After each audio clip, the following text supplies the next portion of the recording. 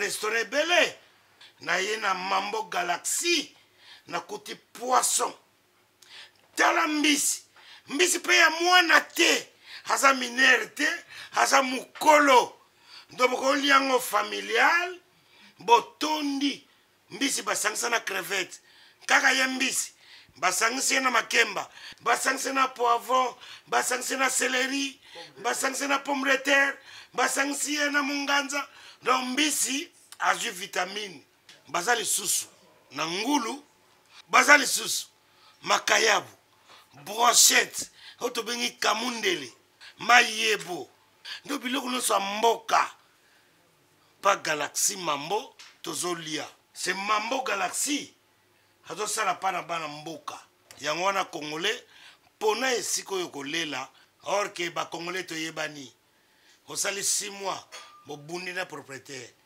tie musapena liso mais Galaxy Mambo 8 ans quel restaurant et ça musicate. Au numéro 137 rue André Carman à Aubervilliers, composez vite les 07 53 28 89 07. Galaxy Mambo c'est du waouh.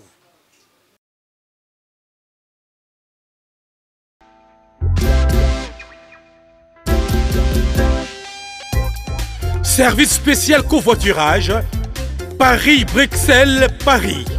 Voyagez confortablement de Paris à Bruxelles et vice-versa de Bruxelles à Paris dans de meilleures conditions. Jimmy Chimanga, porte de la Chapelle. Contactez le service covoiturage Jimmy Chimanga, Paris, porte de la Chapelle. Composez vite. Le plus 33 7 87 76 95 65. Pour toutes vos démarches, afin d'obtenir le passeport Yabanamboka à Bruxelles, dans un délai raisonnable, confiez-vous à Jimmy Chimanga, porte de la Chapelle. C'est sérieux et c'est efficace. Bienvenue dans votre émission Fauteuil Jeune, fidèle internaute. Merci de la confiance, de la constatation. Bonjour, bonsoir. Merci de la monde entier. Bon, Kanissa vraiment malade, mais on s'abonne à la chaîne YouTube sur la vérité, chaîne YouTube et la vérité face comme d'habitude avec votre humble serviteur Migeni, autrement dit Papa Ngeni, église au milieu du village. Église au milieu du village. Tout à l'heure, on a fait un bout à tout décoder qui m'a embellé, tout sur ma embellé, album Ney et aussi Kobima, changement de fréquence. Et ça déjà dans ma plateforme mieux sur téléchargement. S'il vous plaît, n'abandonnez pas votre biso, qui ne somba musique. Vous téléchargez pour somma musique pour frère mot taper à soit quelque chose. Tu appelles à l'Iwen de Gonabiso, Lucia Kunda, à tout ce cabiso, ou à la chanteuse monnaie dans beaucoup d'habisso, tu mets la peau sur l'angle, et puis tu sur la marabelle, la musique, et puis maraba photo, tu mets comme ça, au soulever mon bastigé, bénin de Gonabiso, tu yambi na combo ya frère Mbuta. Merci d'avoir dit tout, merci na bas dans le monde entier. Tu sais, les padres Ferrego, la geste des nuances, doublé Adidas Arena le 20 le 21, le 20 avril, le 21 avril, na Adidas Arena en France, précisément à Paris. Bonjour à place, on a une place pour nous soutenir musique en Bourgogne-Bissau. Aigle, fallait pour parler 6 juillet, na les 13 juillet, les 6 juillet à Lyon, les 13 juillet à Bordeaux. Bonjour à place pour nous soutenir fallait pour pas Aigle musique en Bourgogne-Bissau. Serre Déborah Luca, la personne rendez-vous le 10 mai na Zénith de Paris, na Kata Paris. Bonjour à place pour nous soutenir musique en Zambie, c'est très important. After pour le concert des Padres, Bissau News, tout le monde pas Chida Iboula, surtout après là, tout le monde pas Chida Iboula, vous avez bien le 20 et le 21. Le 26 mai, rendez-vous avec Pasteur Mike Kalambay na Zénith de Paris. Vous allez béler, vous avez place. Vous tout comme ça, vous allez connaître à travers mon salle Pasteur Mike Kalambay.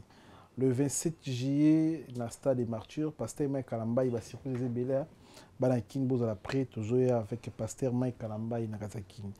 Ensuite, le humoriste n'a plus ce rendez-vous le 13 juillet dans le théâtre gymnastique Maribel, en France, dans Paris précisément. Boye Belina Bana, Bossumba Babié, et autres Bana Fnac, et autres Bana Maestro Fabregas a plus ce rendez-vous le 31 août dans le Casino de Paris.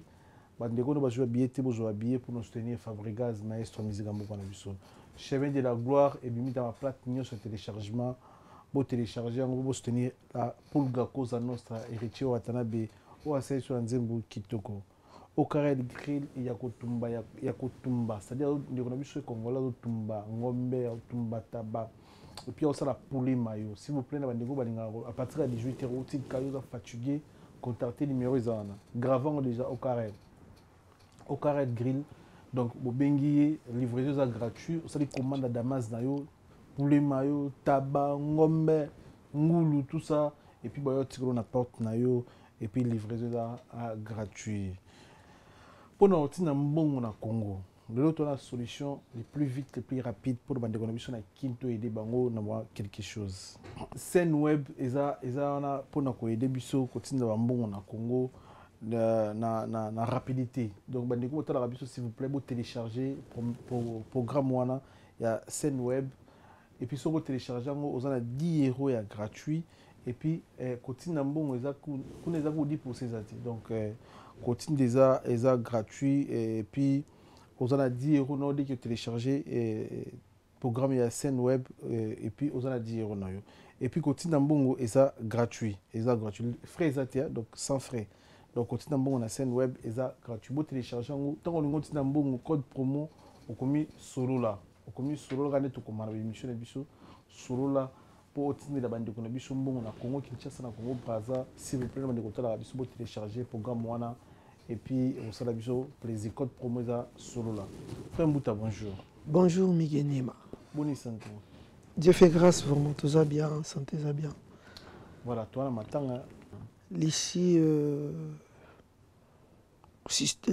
Kunda. Voilà. L'ici Kunda. Mes condoléances, non déconner. Il y a un groupe et un trio. C'est une groupe de famille. Hein. Donc, ici, paix à son âme. Donc, nous connaissons Moissinda Tikali, c'est un absolu Peggy, très très bon musicien. Nous avons un copié à Makassi avec deux mots. Donc, consuler la nation mettait la bango tema. Nous avons appelé ça Makassi, assister bango. En tout cas, jusque là, nous avons bien fauté. Je crois que tu as eu tema. J'ai pas d'infos jusque-là. Ok. Vous avez des souvenirs, beaucoup de gens déjà eu des placements, non, tu souvenir, on a été un je salue en passant à nous à Camon. Nazaki na chorale, il y a Camon. Camon, ils ont ma tête. Bon, tout ça, mercredi, chaque mercredi, tout ça, il y a une chorale. Il y a Paulin Kalonji, Benoît.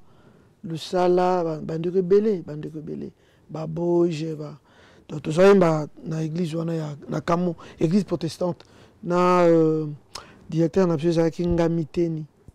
Donc l'ande na qui cette belle dame qui a fait rêver les jeunes à l'époque quoi.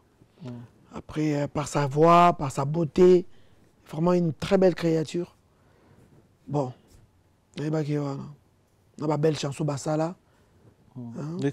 Moninga ya katobila Yesu yazali mobikisi akobikisa yo na pasi ndima tosa mibeko na ye ekolo na bolingo na yo banzemba bien onyame kroko ebele basa ba chef d'œuvre belé.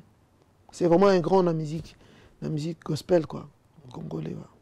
Bino bo analyser liwande ni bino ba pasteur ba chanteur tout ba chanteuse chrétien tout ba ça il a vraiment nzambe soki moko na bino akufito moto akufi oyo ebaki beaucoup misara nzambe elekaka nini bozaka na même attitude na bato baza normal.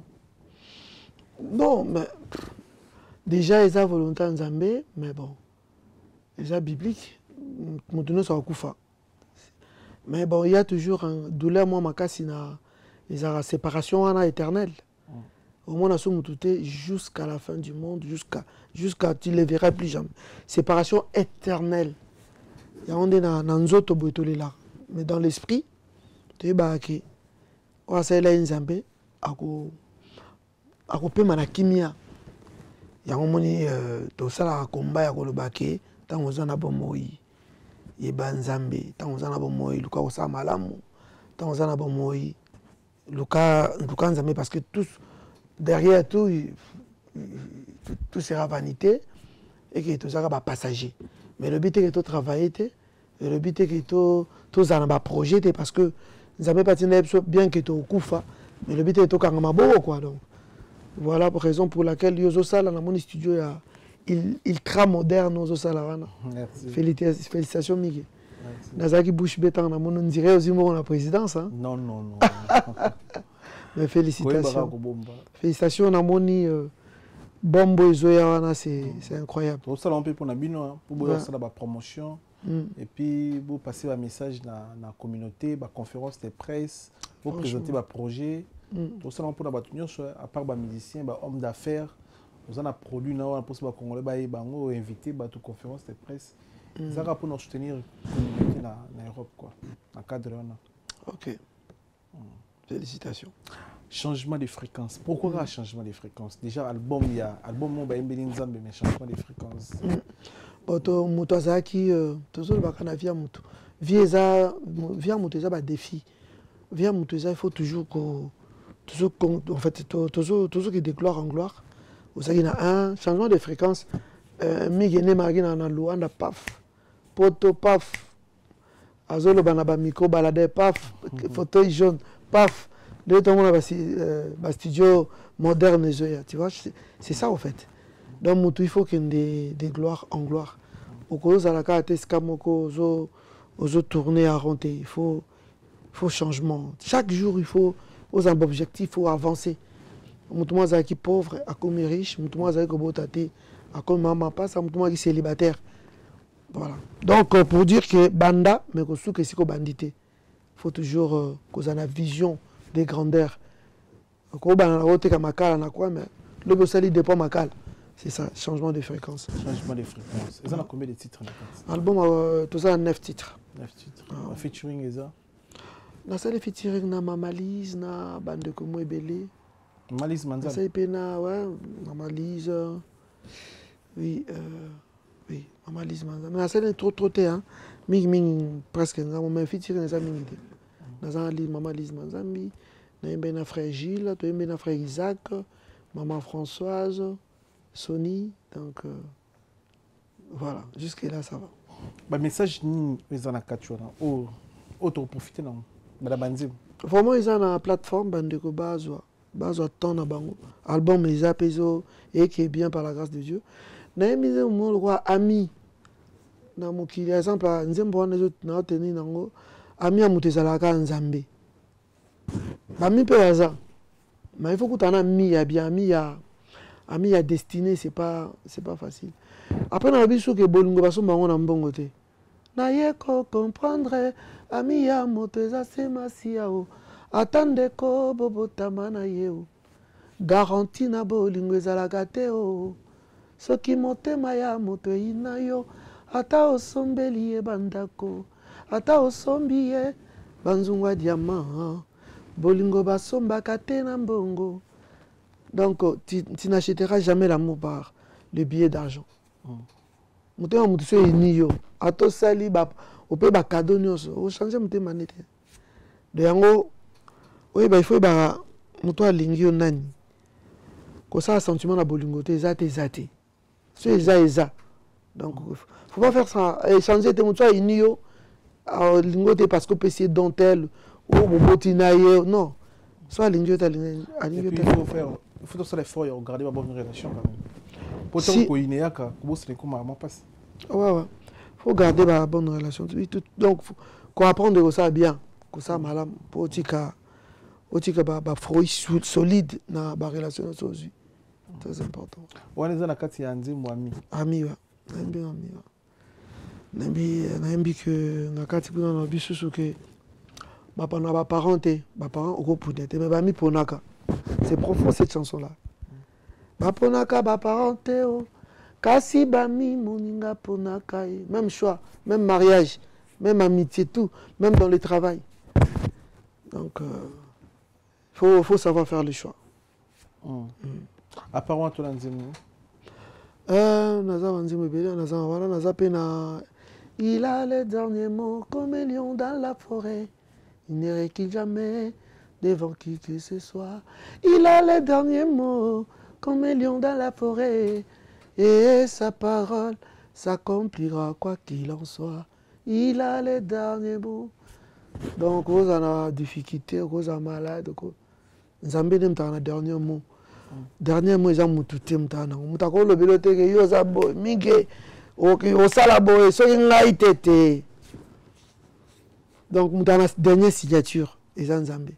Sur le béata, tel basal. Sur le porte quand même la gauche, nous avons la droite. Attends, tu as beau que ça yo, tu me sois koya. Donc voilà. Il y a témoignage munene. Dans un exemple non pour franchement, aux témoignage makasi. Amen. Bon mon aïe qui bakangi porte, mais porte monsieur fungwen. Donc voilà. Voilà. Et ça la plateforme ni en téléchargement na komboni et puis na YouTube le mikolo kuma mingi YouTube bato bata Afrique ba connecter mingi na YouTube. Ba beta kombo na yoka kabia ba beta komba production ils produire. Ah mais bon ça mbuta kamoka ça va sortir.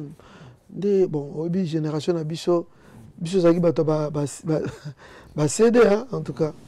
Un jour, ce que et ça bien. Après, le les a streaming, les a Spotify, les a Deezer, les a combat compliqué, ban à côté, ban à Mikolo de bien. Mais tout seul, on a pas rythme, il y a Mikolo. Donc, des balobaka, ils ont la plateforme, et on sort, bah, écoute, on a Kati. Voilà, la plateforme union sur téléchargement, changement de fréquences. En plus, dans un produit, il faut. Dans un produit, dans la Kazarema, le prophète Blaise Manzambi, il faut tout le bango parce que c'est lui le producteur. C'est lui le producteur. Mais dans la Kazarema, tout le union sur ça. En tout cas, ça a la plateforme. Voilà. Il y a téléchargement, quoi. Spotify, Deezer. Eh ben, on m'a manqué, on a vraiment calé dans ma capacité. Ok. Présentation album, changement des fréquences, et vous avez un poteau, projet, tout le monde. En tant que ça, moi, j'essaye, dans l'église, dans la Kazarema, après, mais toujours, là, je suis aussi dans la mission P, bien que ça ait une invitation, il y a solo la vérité, mais pour profiter, pour que ça ait promotion P. Ouais. Toujours, c'est la même promotion ici, là, écoute bien, parce que moi, je trouve que ça, concert ou pas maintenant. Bah, tu vas consommer en haut vraiment. Après, viendra ces moments, il y a sa présentation. Changement de fréquence, c'est combien d'années? Je vais 2 ans. 2 ans. La préparation, ouais. Parce que les albums Moko, il y a mis dans le monde francophone, dans le salon mis en français. Il faut essayer la langue, quoi. Bien que voilà. Il faut toujours essayer, il faut toujours oser.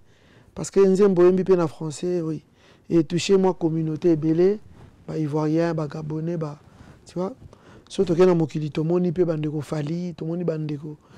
Mingi en français, porter on peut bien. Donc la nature nous enseigne, c'est-à-dire que et qu'on a Guadeloupe, bandeko baroyoka et qu'on a éteindre moi en fait au grandir champ nayo ya champ d'action nayo quoi. Mais ça vraiment francophone. Après viendra l'album Lingala, Neto Lingala toujours. Est-ce Mboka que mboka. au cours de la Kokoso pendant 2 ans en préparation album. Est-ce que facile de réaliser pendant 2 ans album Bon. ou l'autre consommer. Ok. Est-ce que ça est facile à réaliser pendant 10 ans? Bon, facile déjà parce que les producteurs a misé. Et Blaise Alngawasa, la prophète Blaise Alngawasa m'a amené un peu la grandeur. Hein. Dans grandeur, oui. Ouais. To selango na mawanzambe to selango na grande armée déjà. Studio on écoute très cher. Hein. Ok. Après ba caméra ya kafu kafu voilà ba caméra ya ba nouvelle génération donc c'est vraiment un grand travail. Et l'équipe bien donc ba difficulté mingité ka faute timing. Tout ça voyager moi mingi bangola ba Kisasa ba. Mais bon. Après tout ndebimi mais ça va. OK. Ba retourner aujourd'hui déjà ba ndebimi ba ndekuno ba sala moko ba apprécier mon encouragement, mon message par rapport à changement. Quelques-uns oui. Mais nga natala mingi ba bandeka musala oui mais bon. Nga pinzana bandeka musala natala mingi auto benga fanatique, auto benga voilà, consommateur en fait. Parce que ndeka musala c'est un peu compliqué dans le sens que muto bunzo ka ndeka musala ba mingité. Au moins ça le lobo ndeka musala pas bibliothèque. Azo obligé bibliothèque mais à publier pété donc voilà. À moi le soit publié on dirait Eliaye, on dirait on dirait azo bimisayo, on dirait yenani. Donc ndeka musala so na ndeka musala okufi. Ah ouais, bon comme na misala on soit so sel musala na yo nzambe kaka agréyango public na yo on nzamba opesa yo bangonde mendeka musala a loka ba coca jambe pas tout mais voilà ba bazar révélé oui mais pas tout. OK. Bandeka musala mais ndingo travail na production ya prophète Blaise Manzambi bongo. Parce que so inde ti bandeko ba se bi ba landa biso ba pasteur ba prophète mingi ba landa biso ba ozana posa na yo et oleka ndeni on est business mosusu to et oleka par rapport à et oleka nanu na maison de production ba accepter contrat pour yo que ça musala to contrat na yo na prophète Blaise Manzambi ezaleka pour album to encore ce qui album est peli ba place nyonso l'église ekobenga yo il faut ya za au courant. Bon tellement nazana na contrat na ye pour le moment nazana contrat photo sa contrat donc bien production pèse à la razo azo filtrer ba production parce que ceux qui ka yo moko ozana forêt ou moulin ba production ça m'embelé so zo ndimaka dio so bato bazana respect à contrater hein. Bah ouais donc so on peut si valeur tem ba peut so peut valeur wana te. Donc pour le moment on travaille naé donc dans la maison exagérée après mais pour le moment tout ça on travaille on est ça moins poids ils ont moins force c'est très important que artiste a la coaching na management na manager donc éviter ba production moko ya batanko abengo ya beta papa ya ka ya après choper chambre ta tu na chambre papa ya bana tu vois donc ba close moko bidon aussi sur beta aibi pété kako peso ne fils qu'un petit J tu vois ngela ngamingo beti pesile mbongo boka na epe bimite o papa contre temps comprendre ozongi donc ozongi nengwana quoi grand garçon boy donc ba muso ke beta pe wata hôtel aibo fouter l'hôtel pourquoi on négocie contrat il faut toujours qu'il y ait quelqu'un un bureau un suivi au monde que partout où tout le monde dans la musique il y a dit profane partout ceux qui osent na bureau té osent na manager osent encadrer té ils ont ça moko 100 kilos sans valeur quoi. 100 kilos sans valeur. Après ça Baptiste vous va négocier bien tant mieux pour eux mais c'est pas facile. C'est pas facile. Tant aux hommes Mike Kalambai na Moïse Mbi. Niveau tout le monde biso tout le monde biso miso mokili na miso na bino basali ya nzambe so eza différent biso na miso mokili bien tout le monde a concurrence des forces donc puissance contre puissance les obunda na bito so boza pe permis na côté na bino batu boyembi la ratata c'est possible que bino na bino batu boyembi la moto moko boza la peine na concurrence bongo so eza valable parce que mon biso tokoli na bakini wana tobika guerre ya wera na jibe na bato bakabwana bafamille mpe kabwana bakartier mpe kabwana mpo na jibe na wera bamisie ya mokili parfois toyebi te soki basimba bakisi ou pas mosusu soki basimba bakisi wera na jibe bamaison na bango mosusu ezalaki différent mosusu wera akendaka bandundu kozwa gwa jibe bando akenda baluba donc nganga jibe na nganga wera bana guerre oyo nana kotombola nani nana maître mais na makambo nzambe par exemple mpona bato awenge na makambo nzambe tocomprendre te Mike Kalambai eziki aosala baconcert obeta lokumu ezaka ya motu moko Moïse Mbi est pareil mais tant yo ovanda yoza mbiaka na monde yango ntango omona na bandeko na bapeti na yo baokende nango mpe na bongo donc place nyonso Mike aobeta Moïse ayebi Mike atiaki stade Moïse atie stade ko liboso na ye adevancer Mike atie Zénith bafiche ya Moïse Mbi ya pasteur Moïse Mbi pasteur Moïse Mbi et pasteur Mike bomba bolimbisanga ezaka ndenge kombo jeni bazaka ba frère ouais ba frère tokoma pasteur après mais d'abord mutazana frère après pasteur après ouais frère Mike Kalamba atiaki Zénith frère Moïse a atie double Zénith année prochaine et puis même moi donc tant bino bo travailler no ambiaka musique nzambe fait kendeli bongo to lelo to mona makamunde musu parfois OK Tamsu na osa mal placé pour en répondre mais je vais répondre parce que ba de rebelle ba ye bon bidon boye poto mutramtaza na nena ye biso to vivaka yango ngai na ndeko na nga René yaki grave na poto bato ba otalanga ba bi c'est na 2001 ba René ba yaki avanga ngata on a ezaki terrible alors ezaki pinza polémique aux mono esa malelo Mike ngana vivant ezaki terrible na poto bato poto akala ba to beta Zénith ndengwa na ngala ko nanga faze ngala beti na groupe nanga bande ko René ba beti na Prince de la Paix c'était grave ezaki pinza biso tozaki ko meka ko solo là c'est vrai que moto ezalaki tozaki mais public ezaki c'était au fait c'est il était pas que là il a Prince de la Paix vocabulaire public pena mais c'était grave c'est ça qui grave dans option tu beta Zénith ndengwana premier Zénith tu beta Zénith deux fois ba premier chrétien ba beta Zénith biso premier groupe gospel ya congolais hein premier Zénith tu beta bongo ezaki mo ba couteau tiré yaki hein parce que tellement nazaki sur un groupe tende ka isalaka tout ça qui est ennemi mais quand même mo ba polémique yaki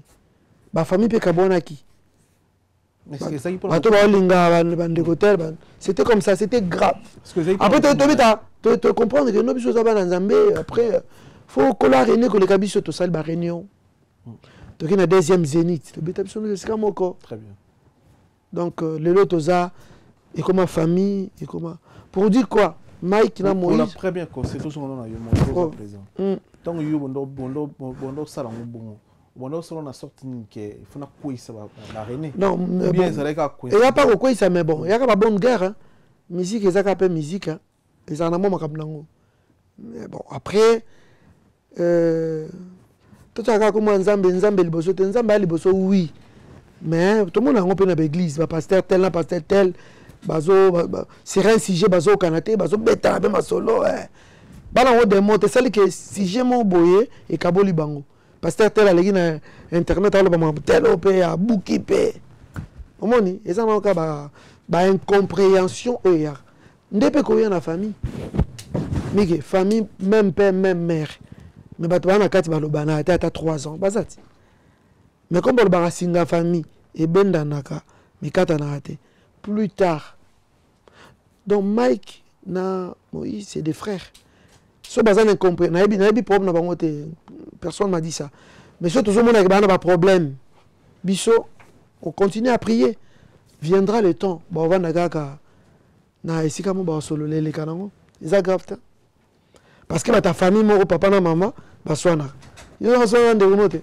oui mais voilà pareil et c'est l'autre ça pasteur hein bible bible appelle ça comme de pasteur vrai pasteur ça yesu bah tous nous sommes pasteur ils sont comme de pasteur ça va bien il est comme mbuta ça mbuta té Amo Bible le bas. Mais vous comprenez?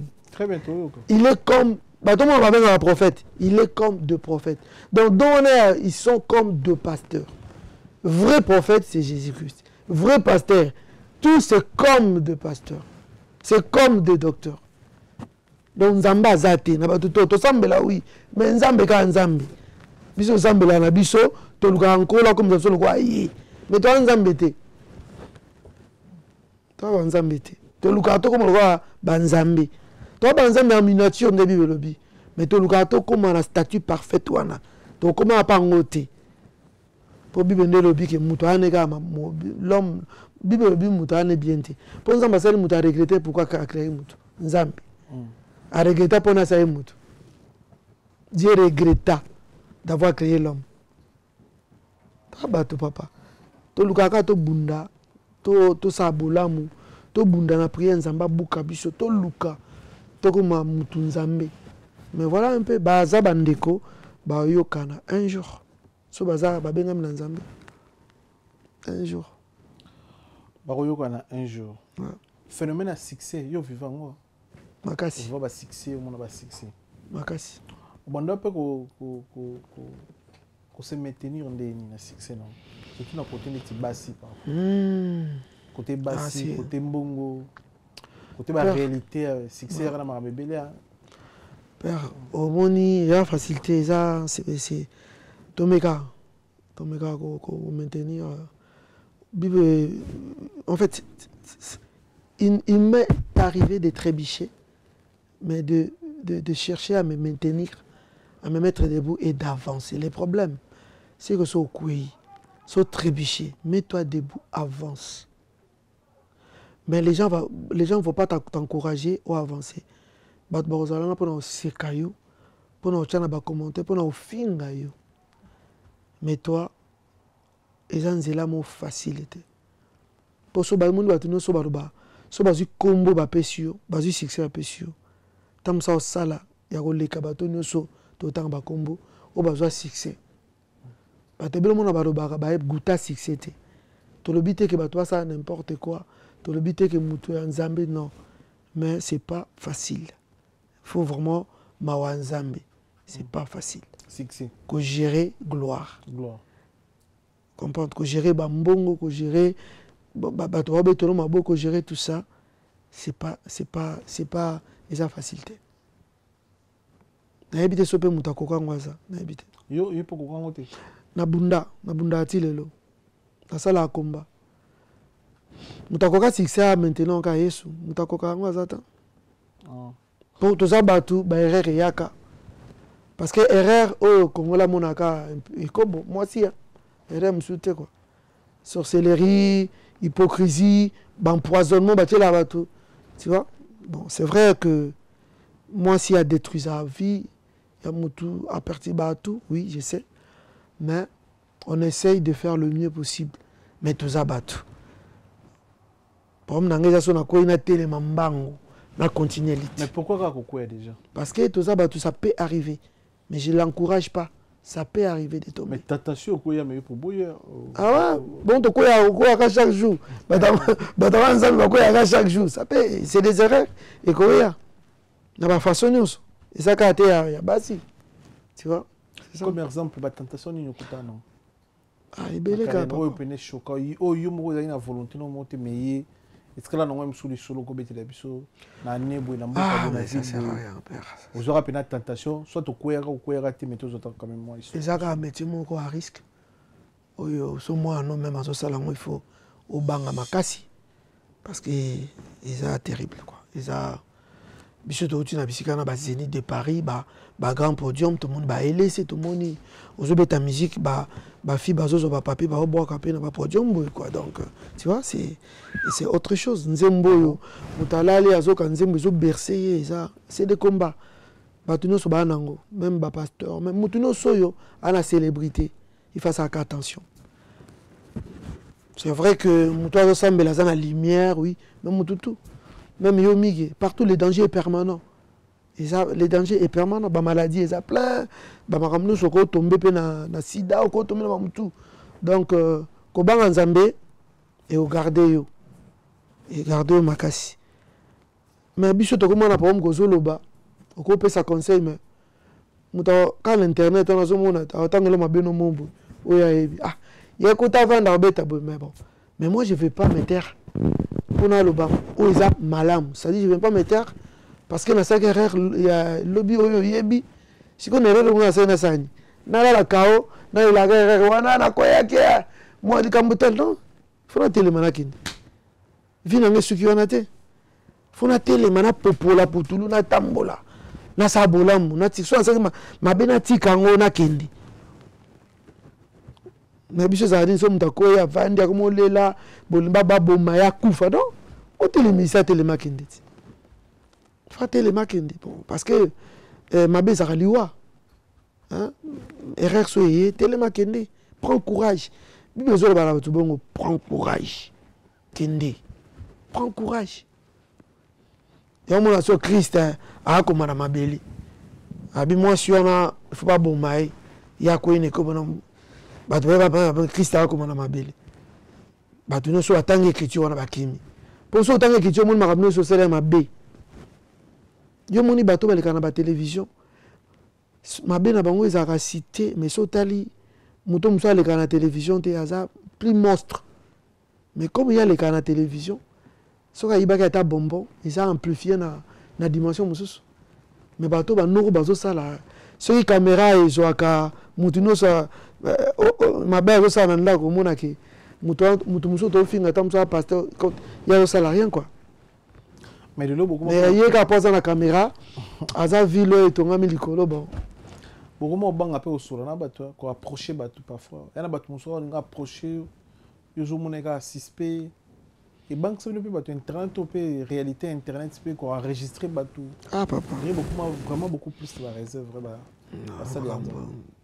c'est complet ils a monde moi si me sois pembe non parce que yé tout le monde on a bon doute ça dit que yé a sali effort abibana yo ou bien ça la atambola no ndemo na ndiki na yi ou bien ça l'effort atambola na yo mais il y a un habit qui comme yo yebani balobela yena ndenga voilà quoi il faut faire tout ça toujours donc ko le bango te parce que tellement na victime makamboana donc il y a attachement moko yeka pour à ça la hit balobela l'internet c'est incroyable donc mutaya kangino photo yemo une photo à la sur internet yemo c'est incroyable. Mais est-ce que oyo batantara bino basali ya Nzambe et tout monde ngezani et pas tata yo vandi no boende yo vandi boye parfois na jeûne prière parfois zo liete une semaine mobimba pour la constatation prière moko pour na respect moko boye ya Nzambe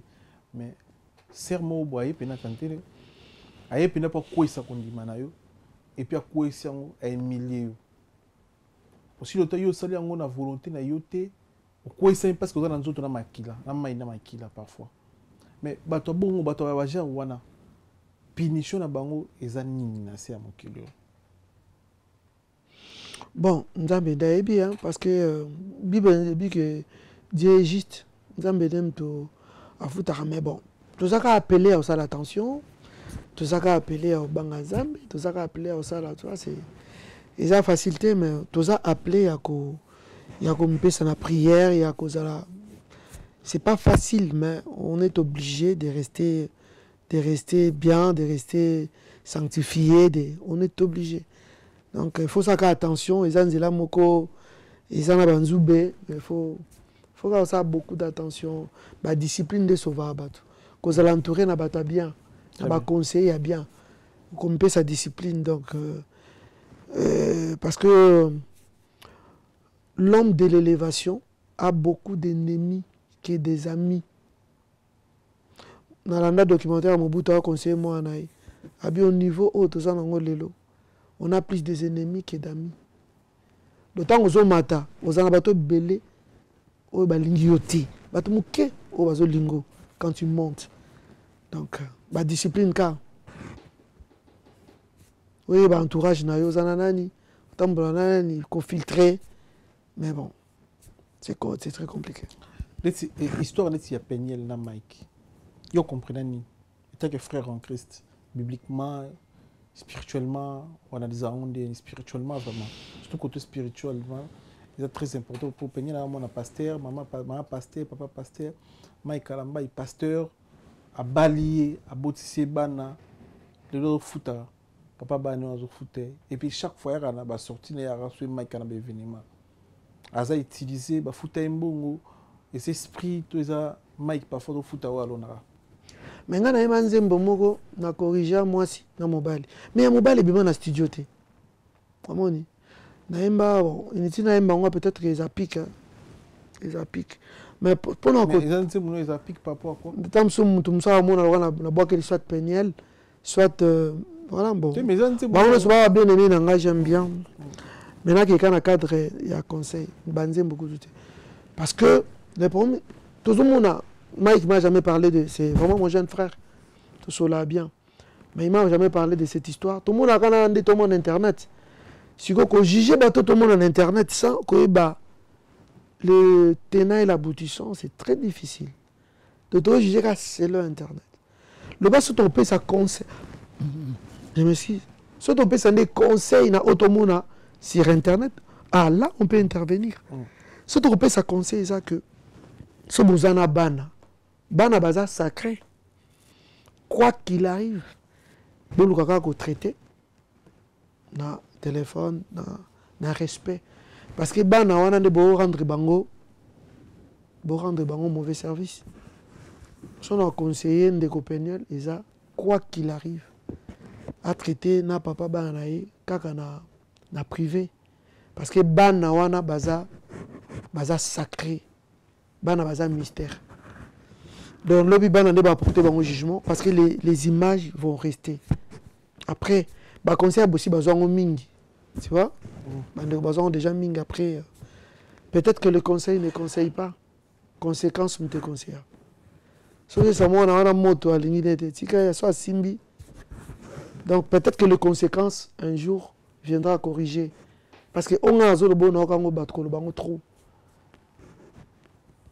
L'avenir nous dira laissons les temps au temps parce que bozana bana bo balana pinza et ça sacré. Mamna bino fait passer na téléphone quoi qu'il arrive parce que bana baza. Internet et ça tribunalité.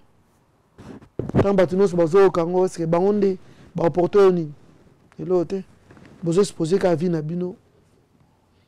Tu vois, non, on va pas bango mbalé privé et ça bango force puis va protéger bana bango. Très bien. C'est ça. C'est ça. Privé ça la bango force c'est protéger bana bango. Et ça quand même pas. C'est bon si Zawadi. Zawadi. Et puis là en fait là après ça n'a pas c'est parce que on dirait c'est comme quoi j'avais dit, je sais pas. C'est comme l'histoire que moi j'ai connue. Quelqu'un qui filme, quelqu'un qui parle lui-même déposer dans le réseau. Pour nous on attend à ça combo na. OK. On ça combo na. Pour nous. Parce que moi s'il faut en sonia, yo moko ça na dignité. On y batebele à perdre la dignité quoi. Donc il s'est dit il n'a rien à perdre. Donc moto surtout pendant moto ça n'a rien à perdre parce que comment tu peux t'exposer yo moko. Aussi photo na yo moko. Il faut m'attaquer la dimension là comment tu peux sinatini ouais. On voit ça sinatini on parce que moto n'a pas sa dignité. On a mindé les à quoi comme bon pour la dignité honneur mundela comme bon pour non vous mazanga tout mes dignité ti ngam pour la dignité na rande na mona vous na sala ngama kamsuna en dehors de musique na misa na msuna sala donc na kenda na ngamba kayu na ngamo boy pourquoi parce que musique est ça bien mais musique on peut nous kolanga te quoi. Donc dans sa musique, moi auto-entrepreneuriat, moi auto-entrepreneur, na cop na ngamo. Ça dit pour nabima mondial na l'église, tu vois. Mais sur une habitude c'est comme ça bête musique ici li. Bah peut sur 30 €. Ah pour toi. Oui. Ça dit c'est pas en termes d'argent, mais en termes de respect. au monde moutoua, il ne sait pas te respecter quoi. Pourquoi? Parce que respect yo moso mi pesité ba opé sauter surtout congolais. Ce qui opé si respect na yoté, congolais te respectera pas jamais. Donc respect sur mi pesité quoi, tu opé son. Donc voilà. Pour tous on a témoin, c'est un peu ça. Peut-être que pour nous aussi cause à la bref c'est ça que bana so baza, bana barasa. À mon élu ka pom na poto ay belé au bout de mutu mwana obenga na téléphone yamba jamais pas na kanda boy ko yam. C'est que moi na mta condamné au lobby quoi. Qui yo na kola 100 € que maman azali nga ko téléphone te à kota conflit à libela.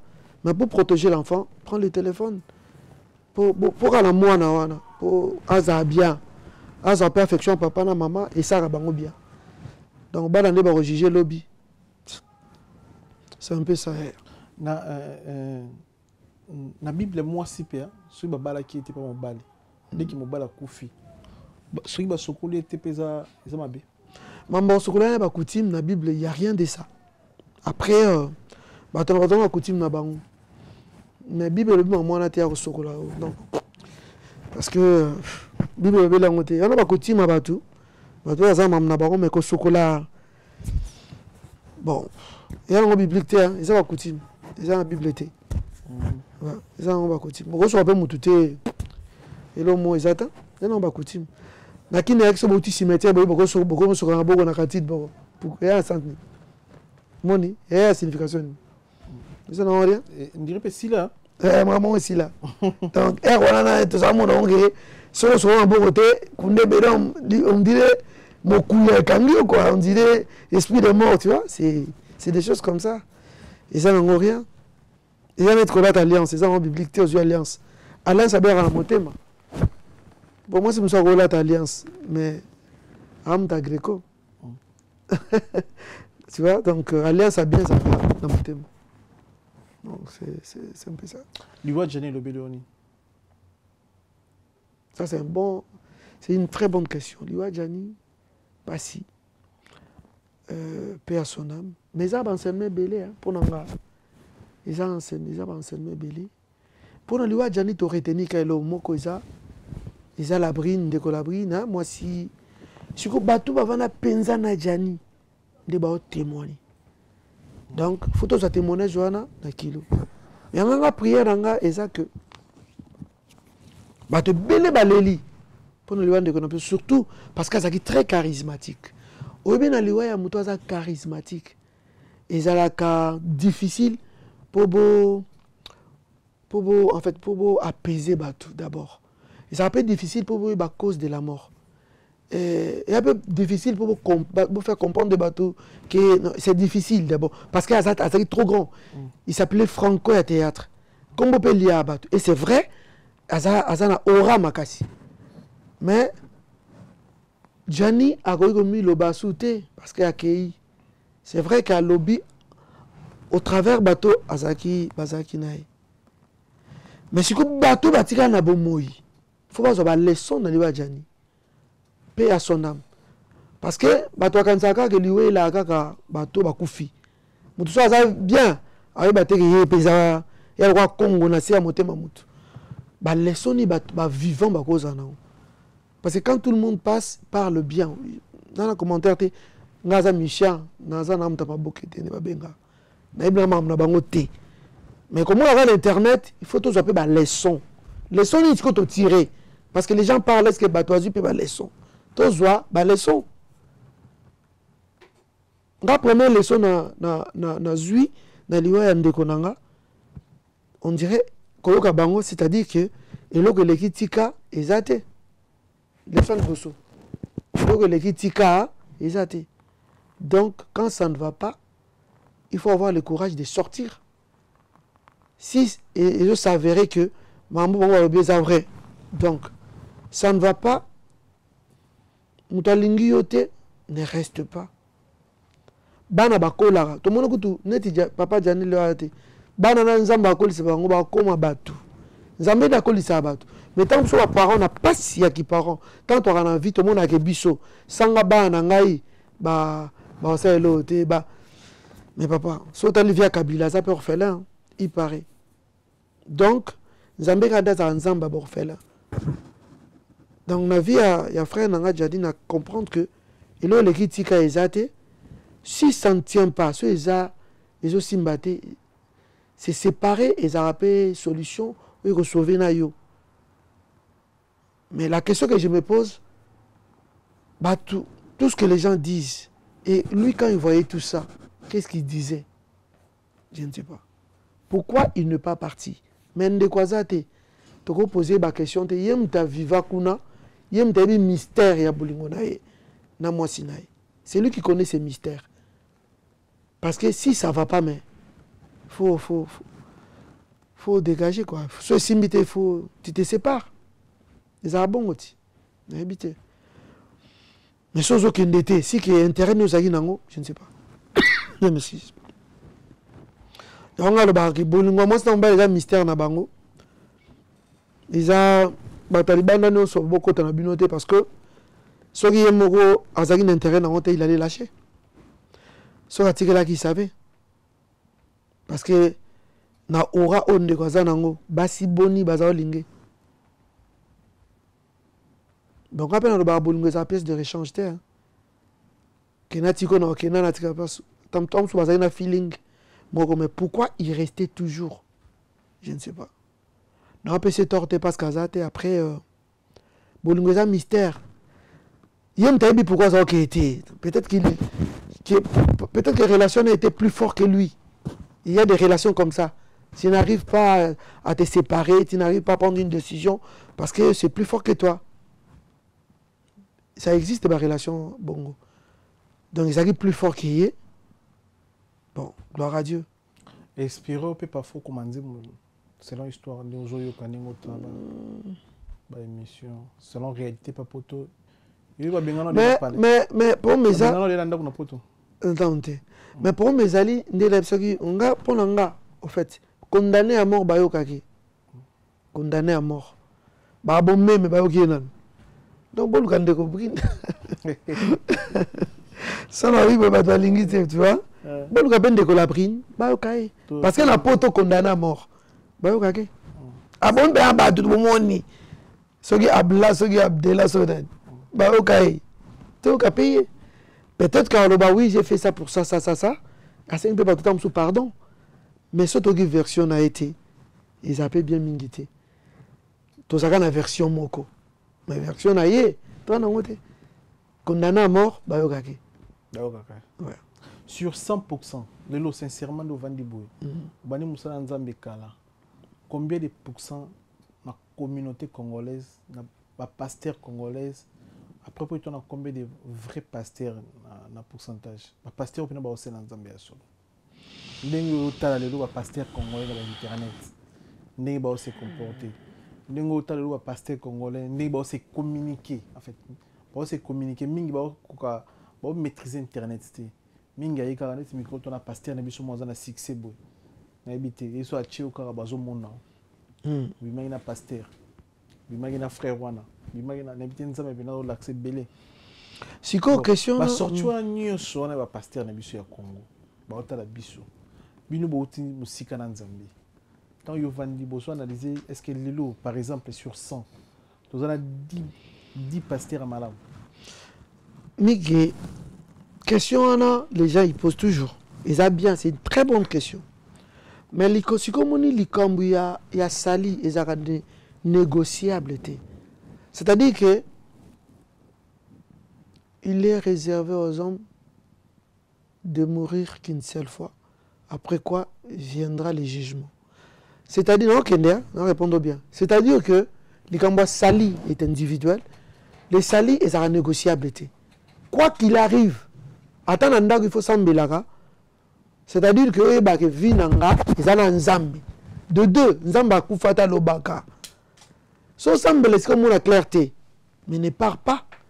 Prends ton temps, nzamba loba en fait. Soit un anda ou la prière, nzamba l'action sira no rokende. Tous attend nos 8 ans, tous attend en athée. Que a prière bien nzambe, l'accent nzamba l'accent. Nzamba l'accent de pasteur, il y a bien belé. C'est une malachio, nous avons monié. Ok, peut-être que nous avons bien. Basé belé. Mais dans le domaine, il y a le vrai, il y a aussi le faux. Bah, vrai pasteur baza, bah faux pe baza. Mais pour le moment, le vrai bah mouké, bah faux bah ébélé, ça c'est vrai. Parce que là, nous on appelle tenaki na zaka intercesseur. A comme un apôtre, a comme un pasteur. Bah nous sommes ko yemba ti ko yemba comme pasteur. Et ça m'a bêté. Parce que nous t'avons ba no yemba, ko yemba déjà ils ont évangélisation. Après la ko yemba na za na don pastoral, bon mo pakati nae. Ça c'est OK. Bah nous sommes yemba ma na don pe wana te. Yote. Amoni, wana mabe. Mais le problème qui est là, avant d'aller prier chez quelqu'un, je dois temps à prière. Peut-être que nous sommes clairs et lobby, c'est clair. Au moins, ça saute aux yeux.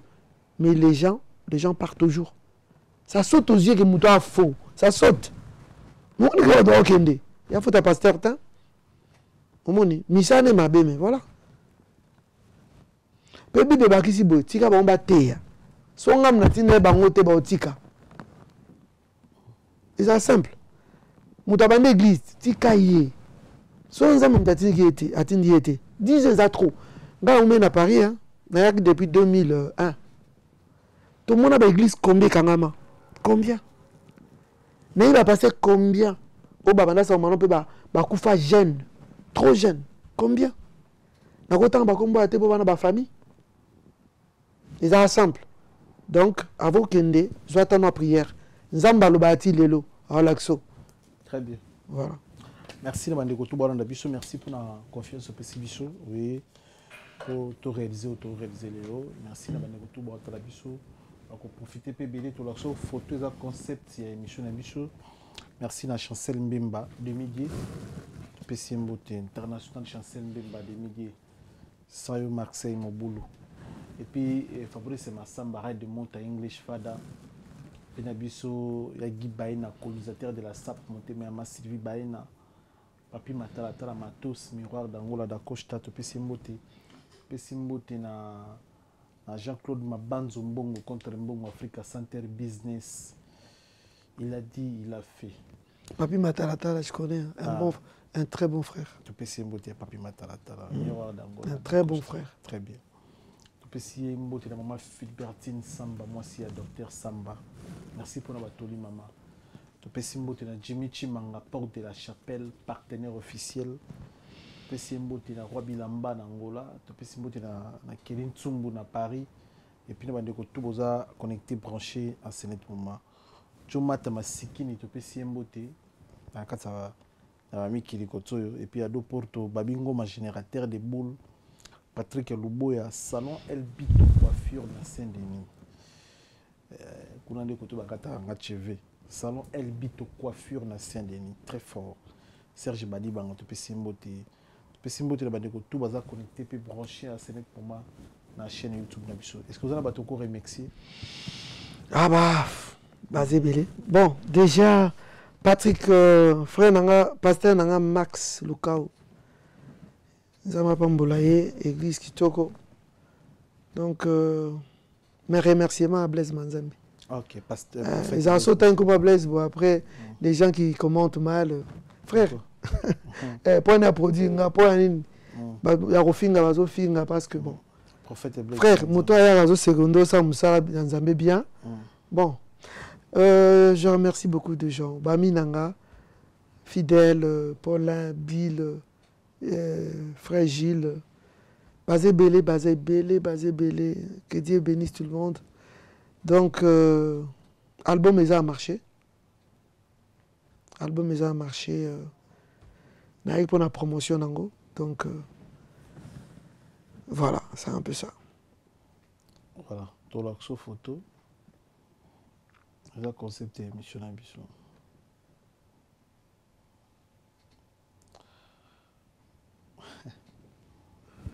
Photo majeur.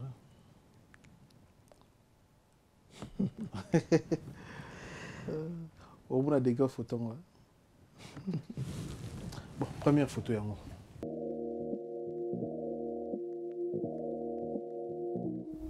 Oui, bonjour mes amis. C'est une web application qui toque pour nous na Congo Brazzaville et na Congo Kinshasa. Car on a quatre téléphones anytime au Mbongo na Kin au Mbongo na Congo Brazza. Et je aidé biso bato na misala et je aidé biso les que se déplacer pour nous na Mbongo. Si vous téléchargez na carte de téléphone, on a 10 € il y a gratuit, bakabeli 10 € dans le compte. Et puis ils ont un pourcentage T pour notre Nambo na Congo. Code promo na biso, ils ont solo là. S'il vous plaît, bah de retour au la biso, vous téléchargez Ango et puis code promo pour utiliser solo là. Senweb, meilleur.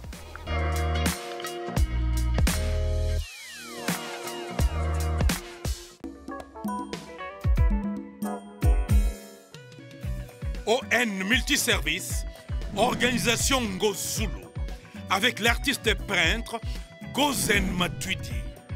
Pour vos services de décoration intérieure et bricolage, tous travaux de peinture, papier peint, enduit, parquet, carrelage, électricité, plomberie, montage de meubles de cuisine et plateaux télévisés, contactez Gozen Matuidi. Service designer, tableau de peinture, portrait, création de logotypes personnalisés, service sérigraphie et autres. Un seul contact. Les 07 58 58 10 72.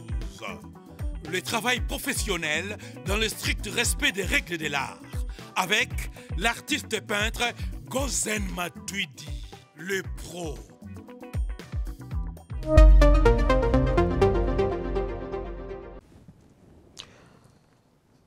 Wow, c'est le prophète Blaise Manzambi. Prophète Blaise Manzambi, oui, ben à travers nan. Ah bon, prophète Blaise Manzambi, c'est pour moi un frère, un ami, un pasteur, un très bon pasteur. Ngazaki Nangola, l'histoire est que dans l'année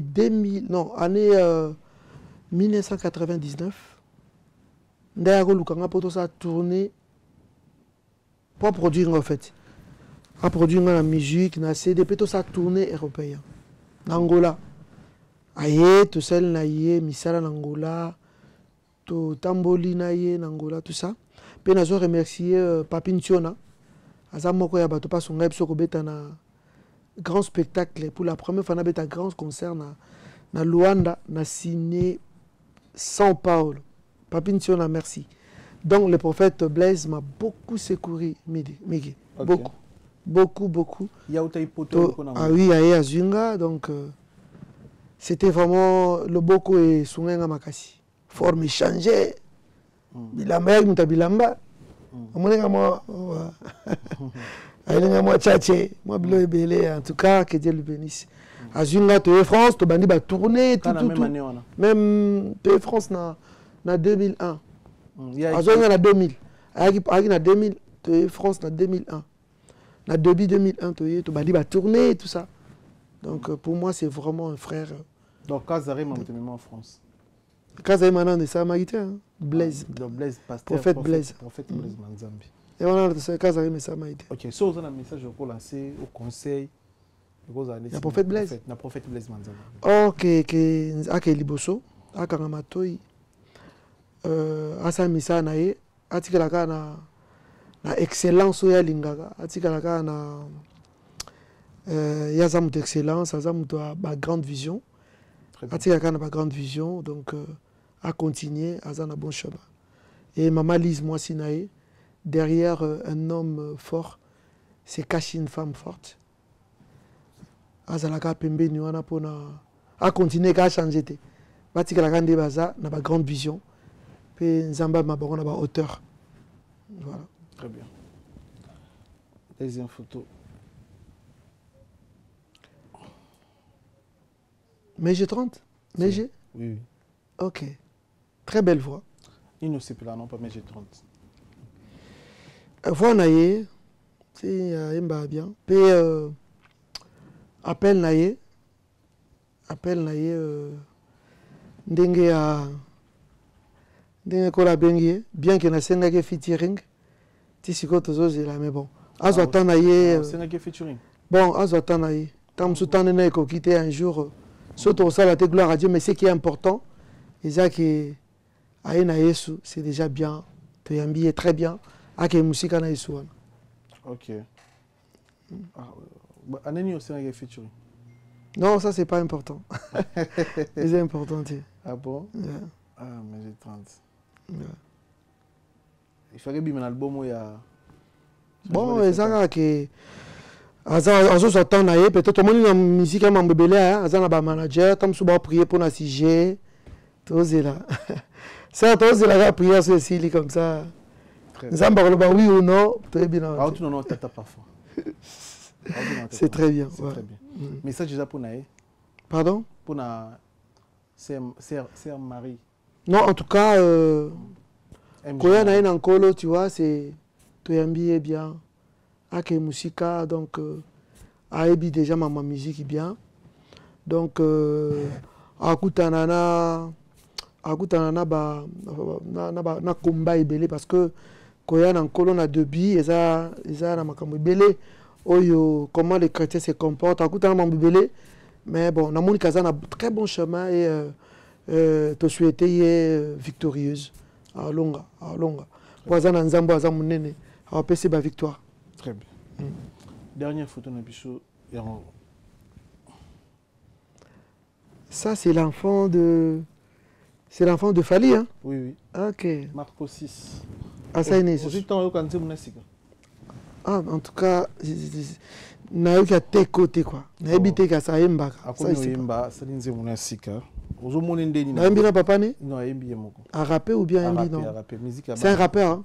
Ouais, ça dit musique à bana ba côté ba wesh. Ok. Ouais. Ça marche? Oui, ça ils ont évolué. Mais comment on est la musique ozomone ndeni?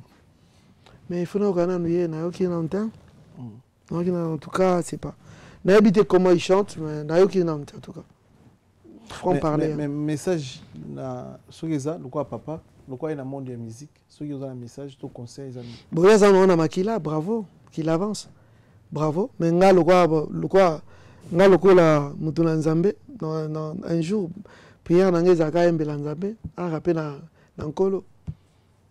Très bien. Ah mais moi lumière na famille quoi. Nga on souhaitait ka aya na nkolo vite pour la réalité zebele na la musique au bien un peu profane, la musique bien, mais la réalité c'est belle, il y a des prix à payer. Hein. Bon, papa n'a pas mis à conseiller, parce que papa n'a pas un bon chemin. Alors ça va conseiller bien, il aura des mots pour placer par naï. Très bien. Tu aurais tenu un passage. En tout cas, album Ezobima,